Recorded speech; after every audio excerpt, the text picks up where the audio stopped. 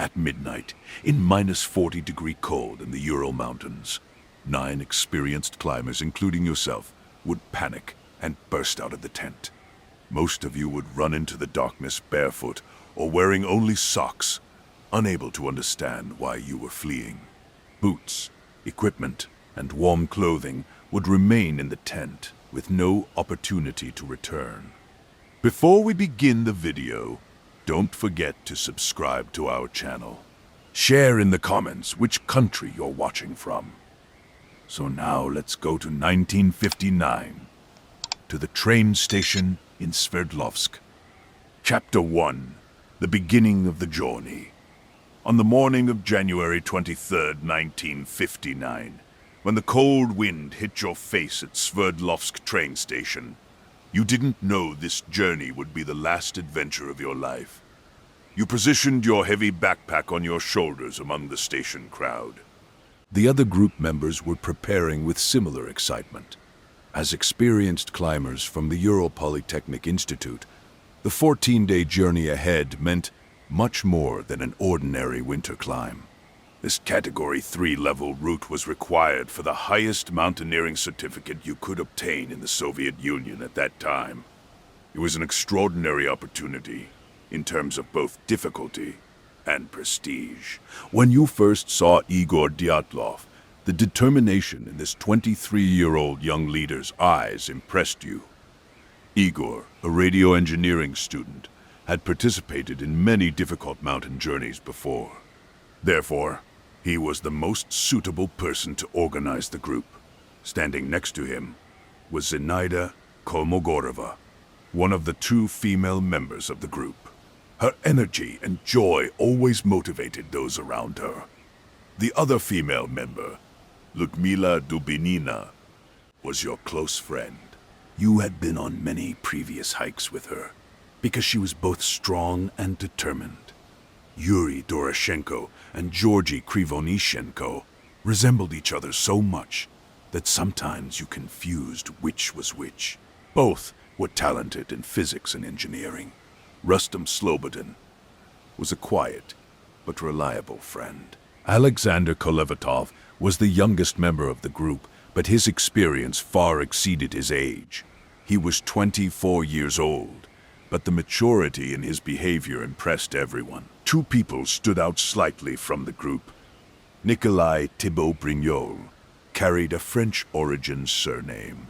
He was known for his skiing skills as much as his engineering knowledge. Semyon Zolotaryov had joined the group at the last minute. He was 37 years old, therefore noticeably older than the others. As a World War II veteran, Semyon had 4 rows of medals on his chest. He carried a deep silence from the war within him. You had wondered why he joined the group so late, but his experience was undeniable. Yuri Yudin was the last member. He was also around 23 like you, but had chronic rheumatism. When the train moved toward Ivdel, you looked out through the wagon windows. The snowy Russian countryside flowed past. Every passing kilometer took you a bit further from civilization. While the inside of the wagon was warm and comfortable, outside the thermometer showed -20 degrees. You were chatting with your friends, making jokes, planning the adventure ahead. Igor had spread the map on the table. He was showing you the route to Mount Oderton, following it with his finger. When we reach here, we will have completed one of the Soviet Union's most challenging winter climbs, Igor had said. A proud gleam appeared in his eyes. The word Otartan meant "don't go" in the Mansi language. The indigenous people felt a fear mixed with respect for this mountain. You didn't really believe this legend because you had trained as a scientist. Superstitions didn't affect you. Yet you had felt a slight uneasiness inside. Walking in the wagon corridor, you noticed other passengers looking at you. Some looked with admiration, some with concern. An elderly woman passing by had wished you not to stop. At that moment, you didn't know how meaningful these words were. Ludmila came to you and touched your shoulder. "Don't worry," she said, smiling. "Everything will be fine." Her confidence reassured you. When you arrived in Ivdel on the morning of January 25th, the cold felt much sharper. This small city was the center of the northern region of Sverdlovsk Oblast. After here, there would be no settlements in the north. When you got off at the station, the snowy ground squeaked under your feet. When you breathed in and out, the steam from your nose froze instantly. When you got on the truck, you noticed the expression on the driver's face. The old man looked at you as if you were going on your last journey. Along the road to Vizhai village, the pine forests became increasingly dense. The snow cover thickened. The wind strengthened further. Looking out through the truck window, you could see the snow-covered branches of the trees. Some trees had bent forward with the weight of the snow. Some were completely covered with a white blanket. The landscape was both enchanting and frightening. Vizhai was the last remnant of civilization. After here, there would only be wild nature. The villagers looked at you with strange eyes, because very few people dared to go this far north in winter. Smoke was coming from small wooden houses. Dogs were barking. Children were watching you curiously. An elderly Mansi woman approached Igor and said something. You couldn't understand what she said, but the worried expression on the woman's face was clear. Igor just smiled and thanked her with his head. The last evening you spent in the village was unforgettable. The local people had served you food, hot soup, black bread, some vodka too. Everyone gathered around you telling stories. An old man told how he tried to go to Otorten in his youth, but turned back. "That mountain doesn't like people," he had said. "Strange things happen there." You didn't pay much attention to these words because you thought scientifically. But now you understand that man was right. When you started hiking on the morning of January 27th, the sun hadn't fully risen yet. You tied your snowshoes. You took your first step feeling the weight of your backpack. The group was advancing in an orderly line. Igor was opening the path at the front because he was the most experienced. You were following the tracks he made. The pine trees were so dense that sometimes sunlight couldn't reach the ground. The snowy ground squeaked with every step. This sound gave you both peace and uneasiness. On the first day, you covered approximately 15 kilometers. When evening came, you set up your first camp. You lit a fire, cooked food. Around you was the deep silence of the forest.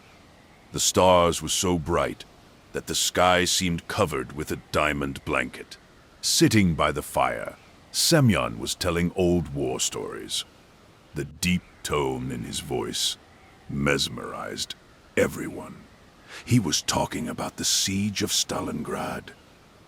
As he remembered those days, a different light appeared in his eyes. When you got into your sleeping bag at night, you felt your feet were still cold. The tent walls were trembling slightly with the wind. Wolf howls were coming from outside. It wasn't frightening, but it reminded how wild nature was. Ludmila's slight snoring as she slept reassured you. Everything was normal. Everything was safe.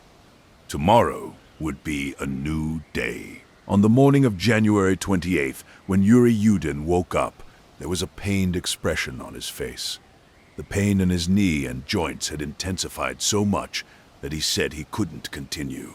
Igor initially tried to convince him. "Let's rest a bit. Maybe it will pass," he said. But Yuri shook his head. "No, it's getting worse," he said. "If I continue, I'll be a burden to the group." There was no question of the group turning back. Therefore, Yuri would return to Vizhai alone. As you said goodbye to him, there was a strange feeling inside, as if something was going wrong, but you couldn't understand why. Yuri shouldered his backpack, looked at the group one last time. There was deep regret in his eyes, but he had no other choice. "We'll meet when you return," he had said. You also smiled and nodded. "Of course we'll meet," you said, and hugged him. At that moment, you didn't know Yuri would be the only surviving member of the group. When Yuri left, you watched after him for a long time. His silhouette was slowly disappearing into the snowy forest. Igor touched your shoulder. "Let's go," he said. "We have a long road ahead." The group started moving again. Now you were 8 people. The plan for 9 had dropped to 8, but you didn't lose morale. You continued to advance. The snow was getting deeper. The wind was getting harsher. But you were still hopeful because you were approaching your goal. Mount Otorten was there, just a few days' distance away. You thought everything would be fine, but you were wrong. Chapter 2, Climbing the Mountain. When you woke up on the morning of January 29th, you looked outside the tent. You noticed it had snowed during the night. Everything was covered with a thick, white blanket. The trees had bent forward with the weight of the snow that had settled on them. The silence of the morning was extraordinarily deep, so much so that you could hear your own breathing clearly. When Igor came out of the tent, he had measured the depth of the snow. "There's at least 40 centimeters of new snow," he had said. "It will be difficult to advance today." While preparing breakfast, you noticed your hands trembling. The cold had penetrated to your bones. When you sipped the hot tea, you felt a bit of relief. Zenaida sat next to you. "How are you?" she asked. "I'm fine," you said. But you were actually tired. You were still at the beginning of the road, but your body was already trying to adapt to these harsh conditions. Ludmila was singing while packing the tent. Her positive energy reflected on everyone. When you set off, the sun was barely visible between the clouds. Walking in deep snow with your snowshoes was extremely difficult. With every step, you had to pull your feet out of the snow. This movement quickly tired your legs. Igor was walking at the front again because, as the leader, it was his duty to open the path. You were following his trail. Sometimes he got so tired that Rustam or Semyon would move forward and continue opening the path. At noon, you took a break under a tree. You took out canned meat from your backpack. It was frozen, but you tried to eat it anyway. A cold and heavy feeling formed in your stomach. Georgie came to you. "Almost there," he said. "In a few days, we'll be at Otorten." You nodded. "I hope the weather improves," you said. You were looking at the sky. The clouds were getting darker. A new storm was approaching. In the afternoon, the wind increased its intensity. The snowflakes hitting your face stung like needles. You couldn't open your eyes fully. The hat and scarf on your head were trying to protect your face, but it wasn't enough. Nikolai was walking in front of you. You had focused on his back because you couldn't see anything else. You thought if you lost him, you would lose the group. This fear kept you constantly alert. Toward evening, you reached a forested area. Here, the wind was a bit less. Igor stopped, looked around. "Let's camp here," he said. You set up the tent, lit a fire, prepared dinner. Everyone was tired but happy, because another day had passed.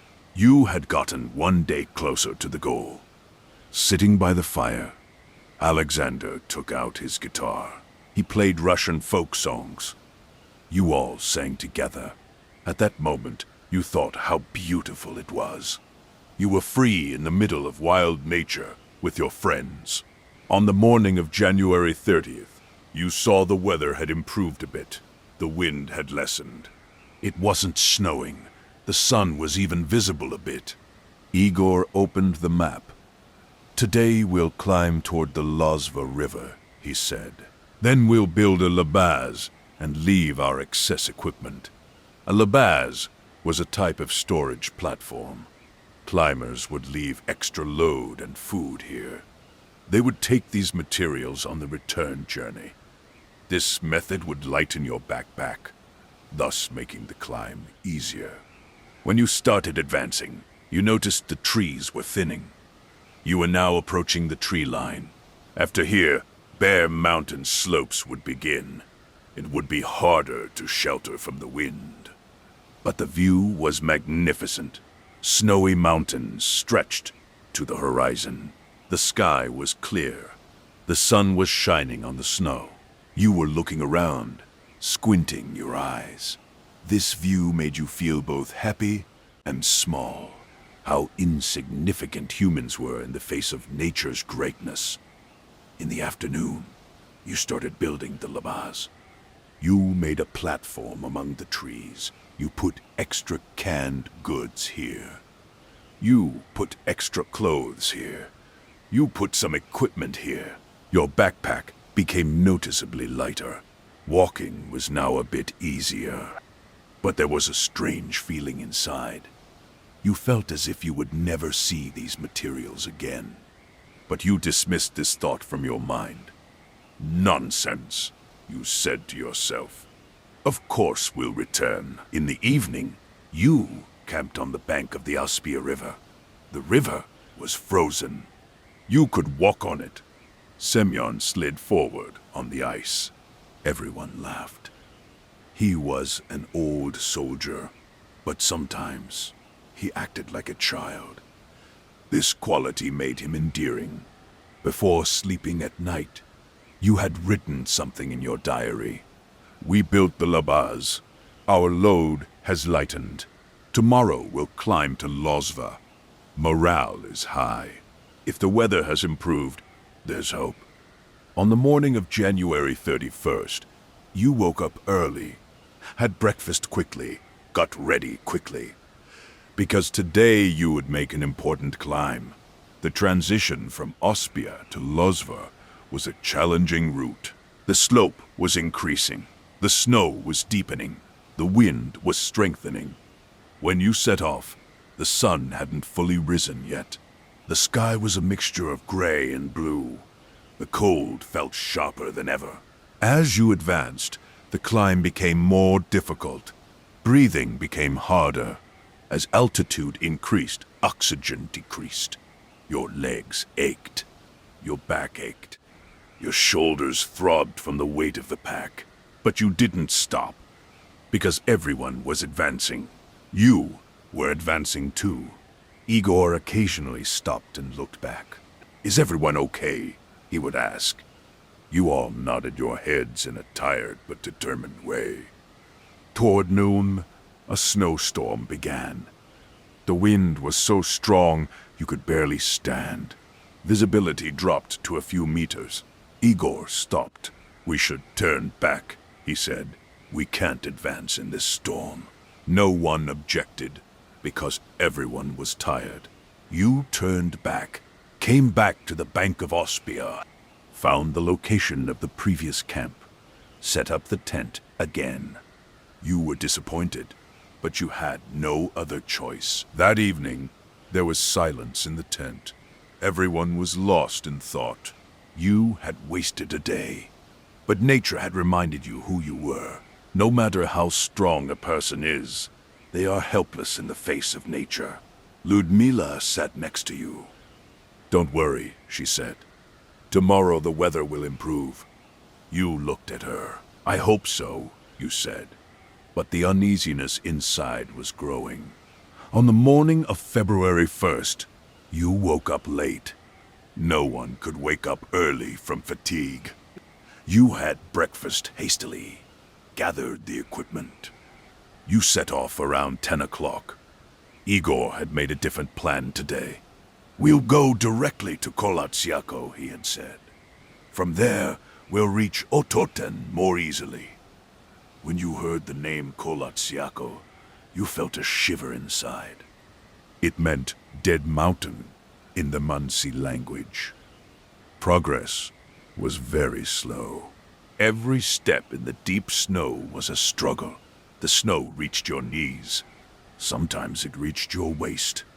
You were spending too much energy to walk.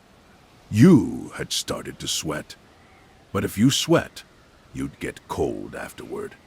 That's why you were trying to adjust your pace. The group had spread out. Some were ahead, some were behind. Igor wanted everyone to stay together, but it was impossible.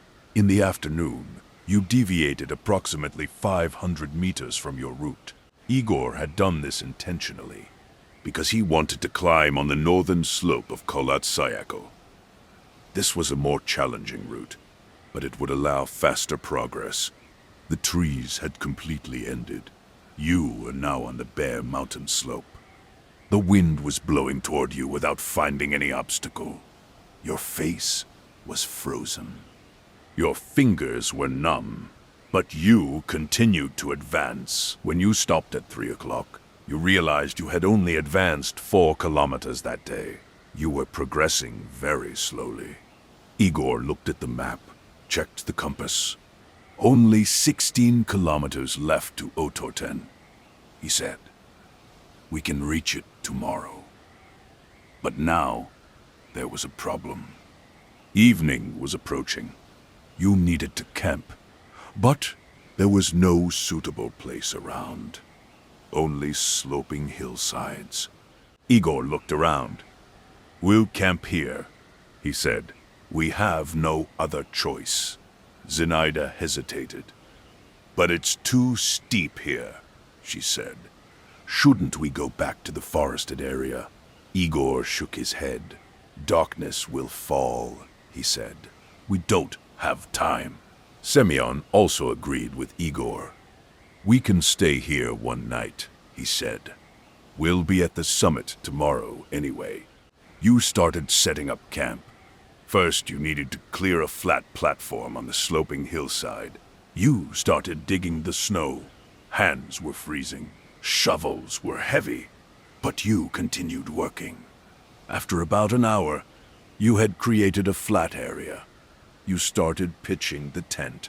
The wind was constantly tossing the tent. You struggled with stabilizing it. But finally, you succeeded. As the sky darkened, you entered the tent. Inside felt narrow and damp. You spread the sleeping bags on the ground, piled the equipment in a corner. You went outside for dinner.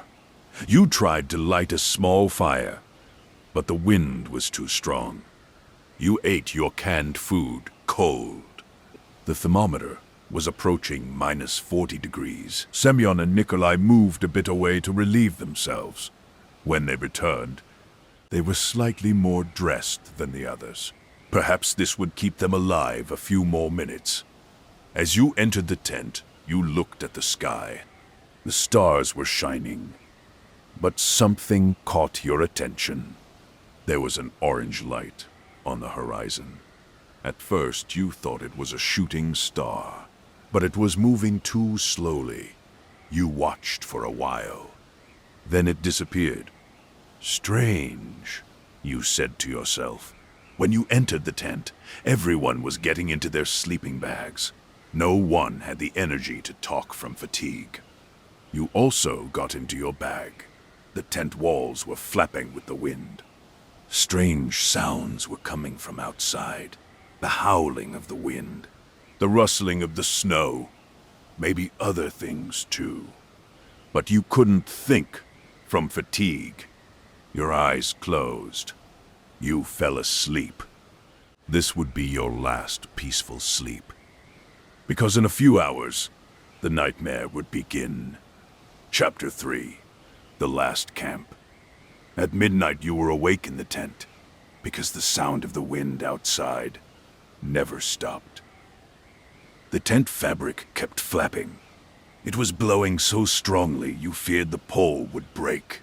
You could hear Alexander's regular breathing lying next to you, but you still couldn't fall asleep. The uneasiness inside wouldn't go away. When Igor got up from his sleeping bag, he lit his flashlight. When the light illuminated the inside of the tent, you could see everyone's tired faces. "It's dinner time," Igor said. "We need to refresh our energy."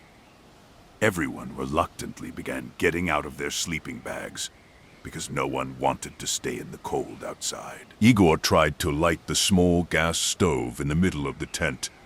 After a few attempts, when the blue flame caught, the dark tent was slightly illuminated. Ludmilla took out the cans. There was canned meat and canned beans. It wasn't a luxury meal, but it was enough to survive. When you started heating the cans, the inside of the tent slowly began to warm up. This warmth felt good because you had been freezing for hours. As you ate the hot meal, the anxiety inside decreased a bit. Your full stomach reassured you. When Georgie started making jokes, everyone laughed. Zenaida told about what they experienced on another mountain journey last year. They had difficult times then too, but they had succeeded. "We'll succeed now too," Zenaida said. "Tomorrow we'll be at Otorten."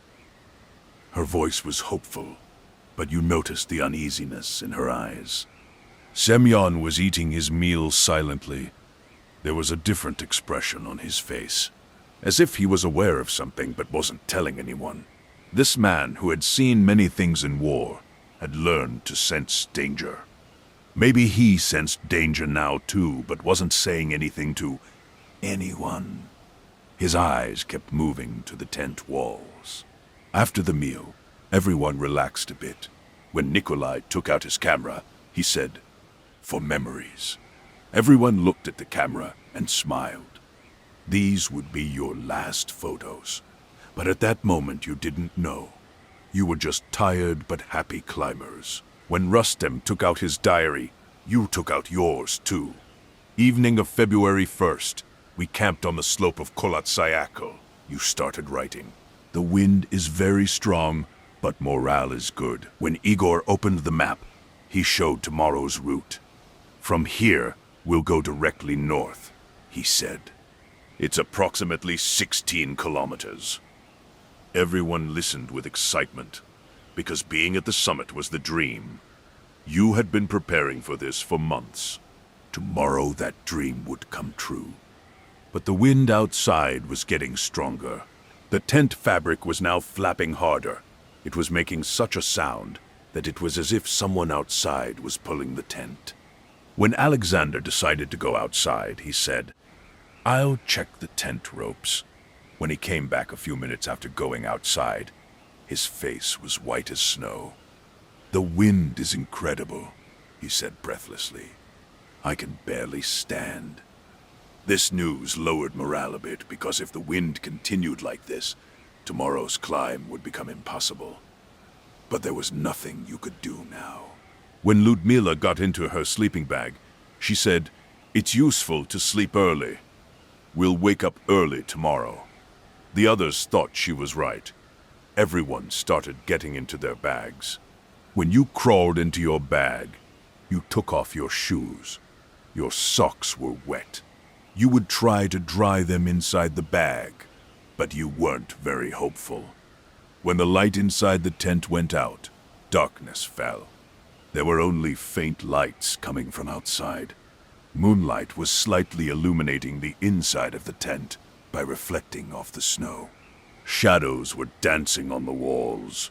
With every gust of wind, the shadows moved, as if they were living beings. As you tried to fall asleep, you started hearing strange sounds. The howling of the wind was constant, but there were other sounds too, as if a moan was coming from afar. Maybe it was the sound the wind made hitting the mountains. When you listened carefully, the sound came and went, came again and went, then disappeared. When Zenaida whispered, she said, "Did you hear? Did you hear that sound?" You had heard it too, but you didn't say anything to her. "Wind," you said. "Just wind." We both knew it wasn't just wind. As time passed, the cold increased.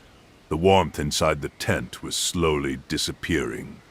You had started shivering even inside your sleeping bag. You pulled your knees to your chest and wrapped your arms around yourself. You tried to warm up, but the cold was such a cold that nothing was enough. Your bones were freezing. Your fingers were numb. Your nose was ice cold. As midnight approached, the sounds outside changed. The tone of the wind changed. It seemed to come from deeper. It was blowing stronger. These were katabatic winds, cold air currents flowing down from the mountain. They were very dangerous because they could be very fast and very cold. Igor knew this, but you had already set up the tent. You couldn't go anywhere else. Suddenly, you felt a pressure on the tent, as if a weight had settled from above.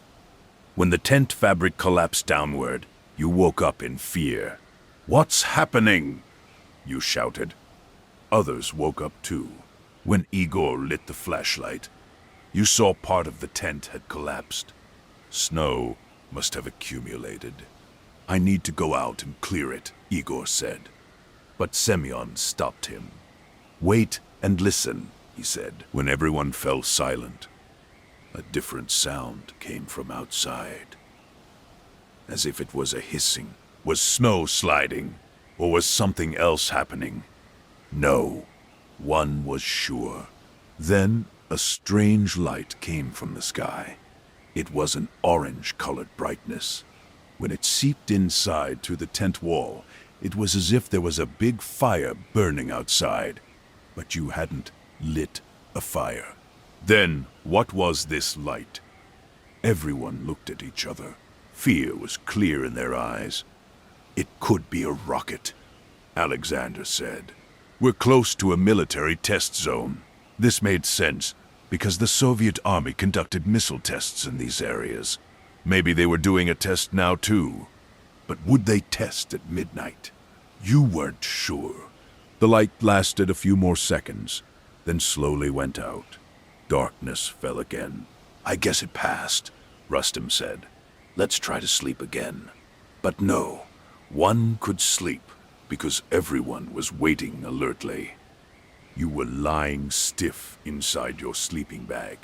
Your breathing had quickened. Your heart was pounding. That bad feeling inside had returned. This camp was a wrong choice. This place wasn't safe. But what could you do now? It was midnight. There was -40-degree cold. You couldn't go anywhere else. You didn't know how time passed. Maybe an hour had passed. Maybe more. You couldn't sleep. You were just looking at the ceiling. You were watching the tent fabric. You were seeing how it waved with the wind. For a moment, you wished everything was normal. For a moment, you wished you were at home. But you were very far from home. Then that sound came. At first it was faint, but then it grew stronger, as if there was a rumble from afar. The ground trembled, a very slight but noticeable tremor. Everyone woke up. "What's this?" Georgie asked. No one could answer because no one knew. Was there an earthquake? Or was snow sliding? Or was something else happening? When Igor decided, he said, "I'll go out and look."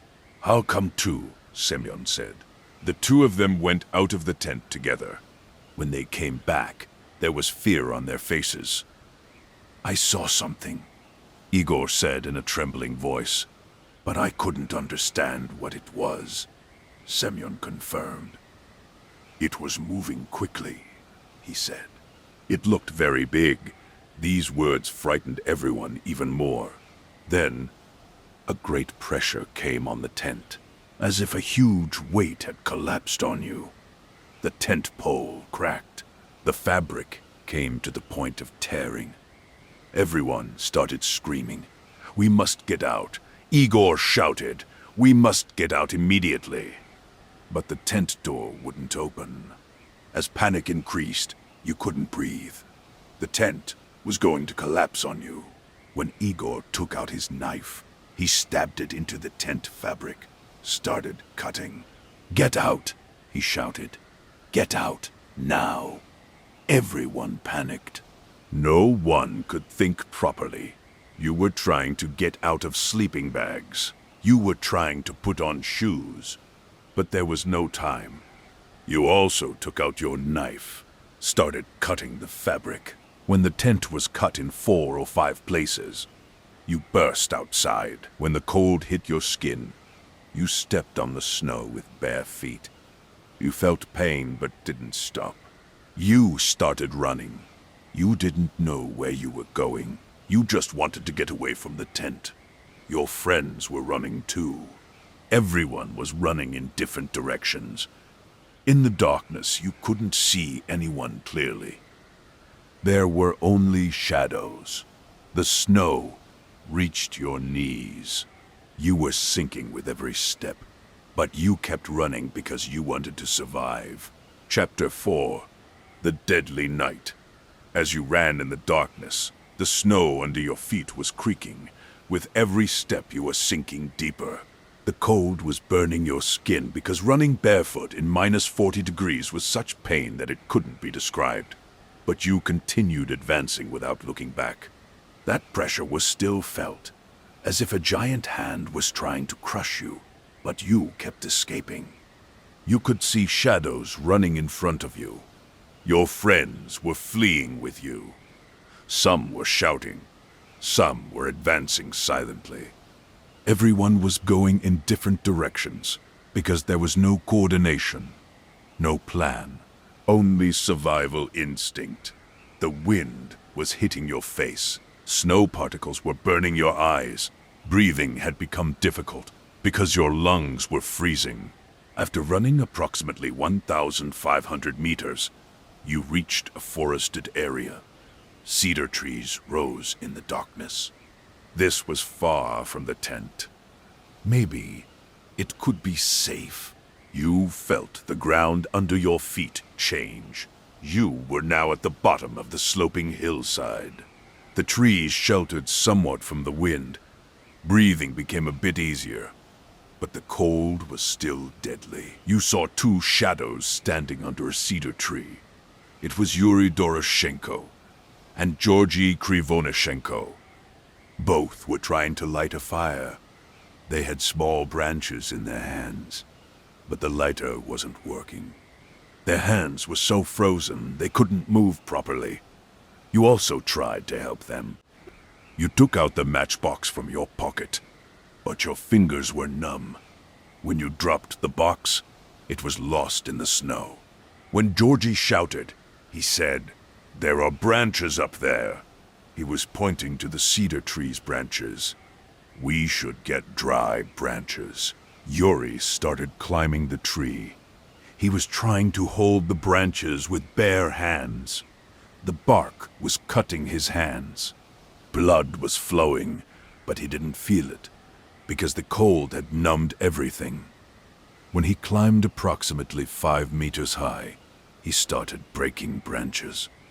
When he threw them down, you collected them. You tried again to light a fire.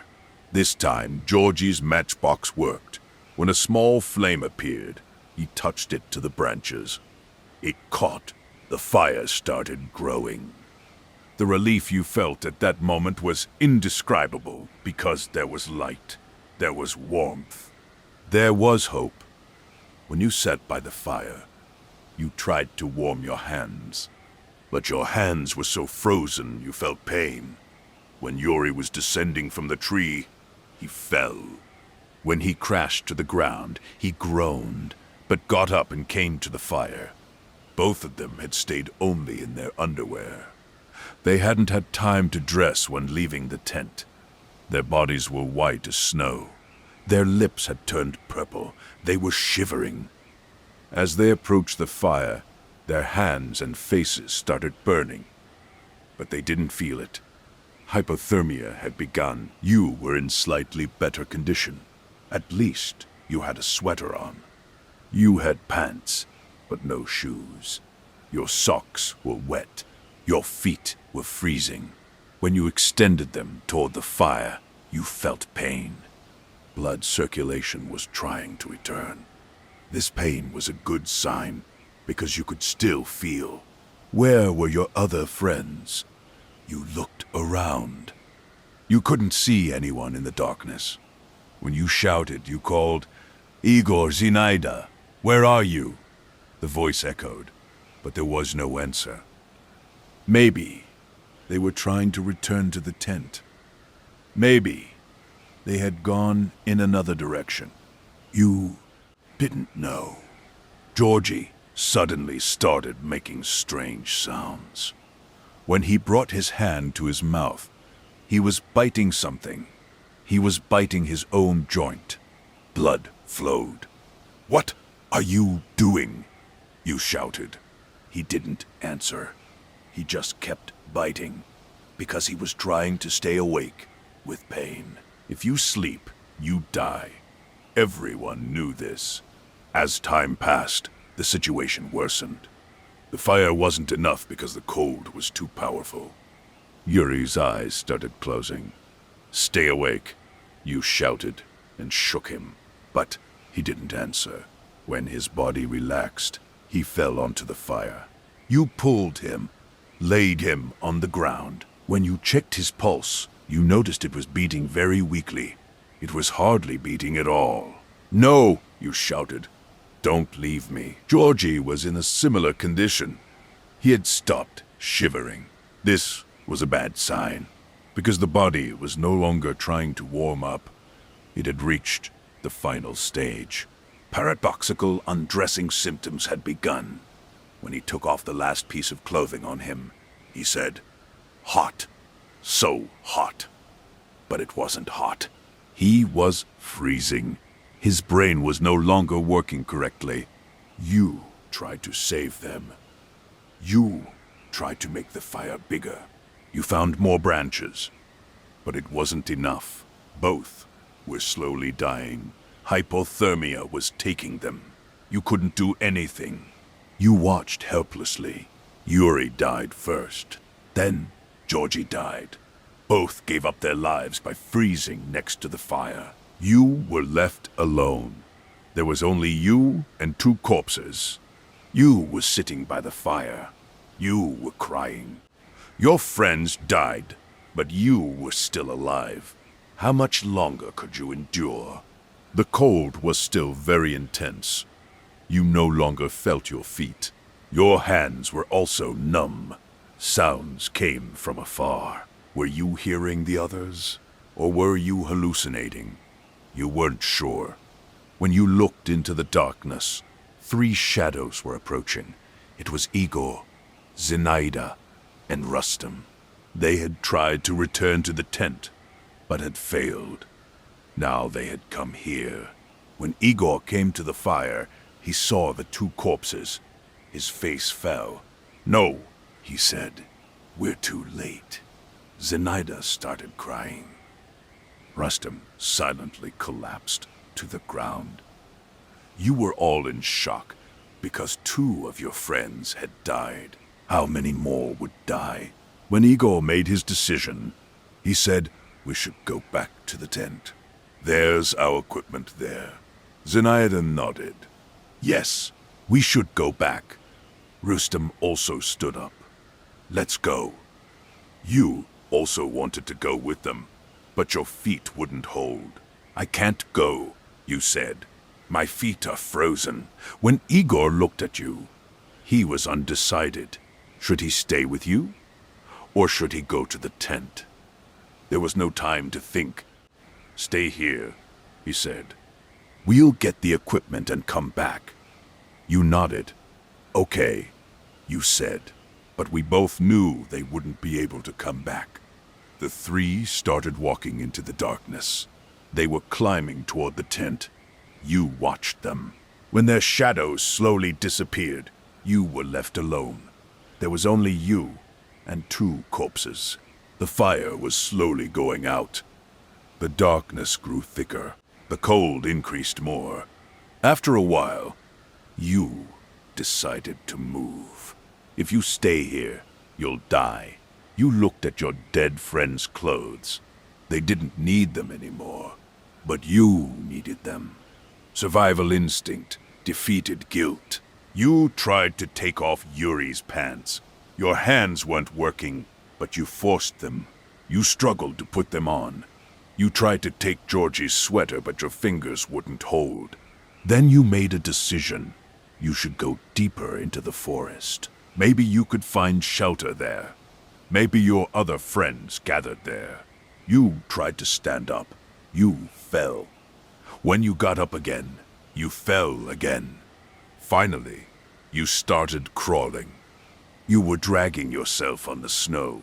You were passing between the trees. In the distance, you heard other sounds. There were 4 more people. It was Ludmila, Semyon, Nikolai, and Alexander. They had also gone deeper. You tried to crawl toward them. "I'm here," you shouted, but no sound came out. Your throat was frozen. When you reached them, you saw they were digging something. They were making a snow cave. They were digging the snow with their hands. They had created a pit. "Come inside," Ludmila said. They pulled you inside. "We're safe here," she said. "We'll warm up with body heat." There were 5 of you in the cave. You had huddled together. You were trying to warm up with body heat, but it wasn't enough. Ludmila was wearing Yuri's pants. She had wrapped Yuri's jacket around 1 foot. Clothes exchange from the dead had been done. No one talked about it, because it was necessary to survive. The ceiling of the snow cave was low. There was thick snow above you. Weight was felt. "Will it hold?" you asked. Alexander didn't answer because he didn't know. He just hoped. You all hoped. Could you endure until morning? Maybe you would, maybe you wouldn't. Ludmila snuggled next to you. "I'm scared," she said. You also held her hand. "I'm scared too," you said. We were both shivering, from cold or from fear. We didn't know. Maybe from both. Semyon was sitting silently. There was a different expression in his eyes, as if he had accepted death. He had faced death in war. Maybe he would face it now too. As time passed, the inside of the cave got colder. Body heat wasn't enough. Cold was coming from the walls. Cold was coming from the ceiling. Cold was coming from the ground. Cold was coming from everywhere. There was no escape. You could only wait. Wait for morning. Wait for death. Chapter 5. Final Breaths. You had been waiting inside the snow cave for hours. Time seemed to have stopped. The darkness was so thick that it didn't matter whether you opened or closed your eyes. You could only hear your friends breathing. Some were breathing regularly. Some were breathing with a wheeze. Everyone was trying to survive, but the body was slowly surrendering. Ludmila was leaning on your shoulder. You felt her weight. She wasn't shivering anymore. Was this a good sign or a bad sign? You didn't know. "Ludmila," you whispered. She answered. "I'm here," she said. Her voice was very weak, but she was still alive. This reassured you. Semyon was also silent. You could hear him breathing. He was taking deep and heavy breaths. He had learned this in war. He knew how to breathe in difficult situations. But would it be enough this time? Nikolai occasionally moved. He was trying to change position, but the cave was very narrow. It was hard to move. Alexander wasn't making any sound. He was just there. Suddenly, a sound came from above, as if it was a crack. Was snow sliding? Or was the wind blowing? You couldn't be sure. You listened carefully.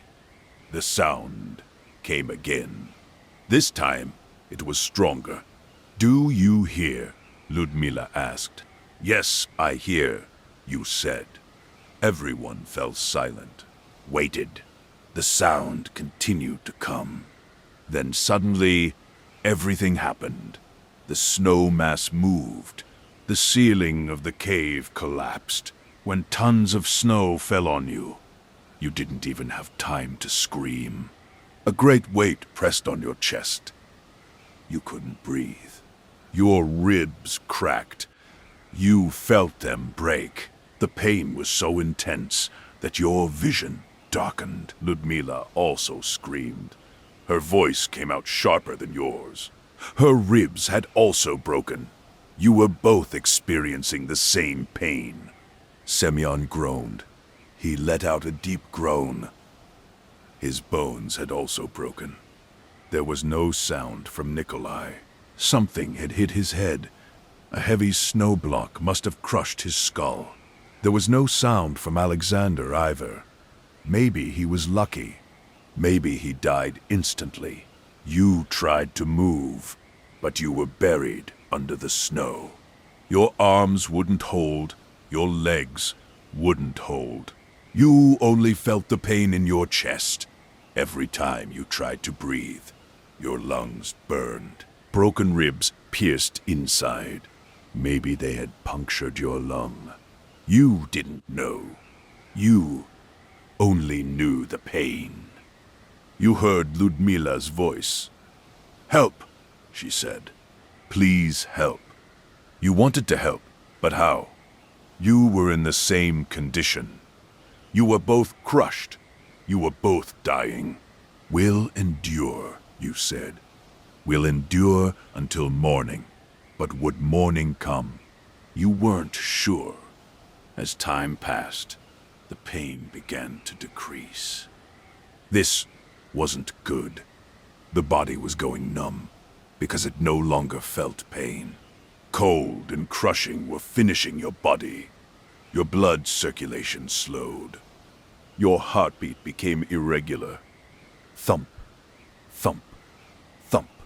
Then it paused. Thump, thump, paused again. You listened to Ludmila's breaths. She was also struggling. Wheezing sounds were coming out. "It hurts," she said. "It hurts so much." You knew too. You were experiencing the same pain. You tried to find her hand. You wanted to hold it, but your hands weren't working. You could only hear her voice. "I'm with you," you said. "You're not alone." Semyon's breathing slowed. He took a deep breath, then stopped. He didn't breathe again. He died. He died silently. This man who had survived the war gave up his life under the snow. No one could pray for him. No one could cry for him. He just remained under the snow. Nikolai was already dead. His skull had cracked. His brain was damaged. He had died immediately. He hadn't suffered, perhaps. This was a consolation. Alexander had been the same. Both had gone quickly. You and Ludmila were left. You were both trying to hold on to life. Ludmila suddenly started making strange sounds, as if she was choking. "Ludmila," you called. She didn't answer. Only those sounds continued. There must have been blood in her mouth. Maybe broken ribs had punctured her internal organs. Maybe her lungs were filled. You didn't know, but they were bad sounds. Then she also fell silent. Her breathing stopped. She died. Your friend died. They all died. Only you remained. You remained alone under the snow. You couldn't move. You couldn't scream. You just lay there, waiting for death. thoughts started coming. You remembered your childhood. You remembered your mother and father. You remembered the days you played in the garden as a child. You remembered the moments you laughed with friends at school. You remembered the girlfriend you met at university. You had dreams. You had plans. There were things you would do in the future. But now, none of them would happen. Why did you come on this mountain journey? Did you want adventure? Did you want success? Did you want to reach the summit of Otorten? Now, none of it mattered. Only survival mattered. But that was also impossible. You had decided. You were going to die. You were going to die here. You were going to die under Kolatsayakl. Your body became even more numb. You no longer felt anything. There was no pain, no cold, only emptiness. You noticed your eyes closing. The darkness deepened further. Sounds disappeared.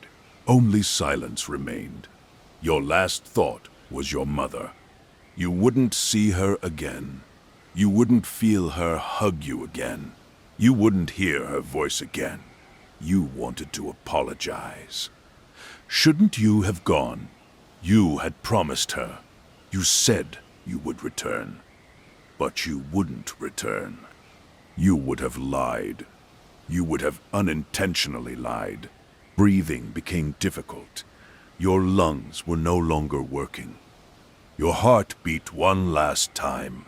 Thump, then stopped. Silence. Complete silence. Your body relaxed. Your muscles released. Everything ended. You died.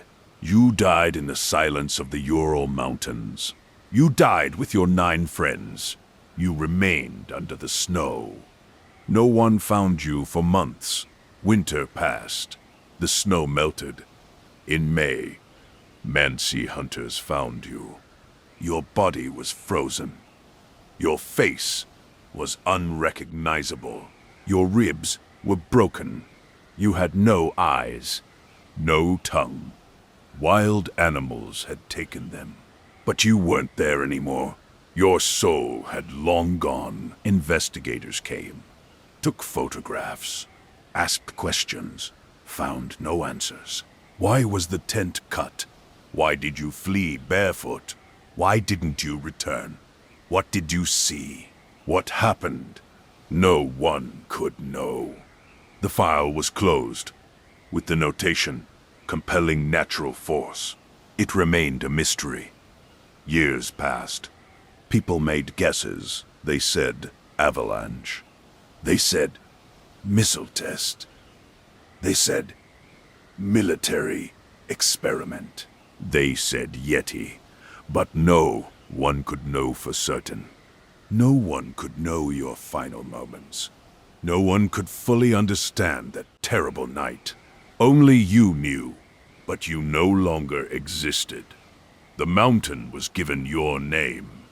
It became DYATLOV Pass. Monuments were erected. Graves were made. People visited. But you didn't come back. 9 young climbers left. None returned. You all lost your lives on that dark night. You all became victims of Kolatsayakl.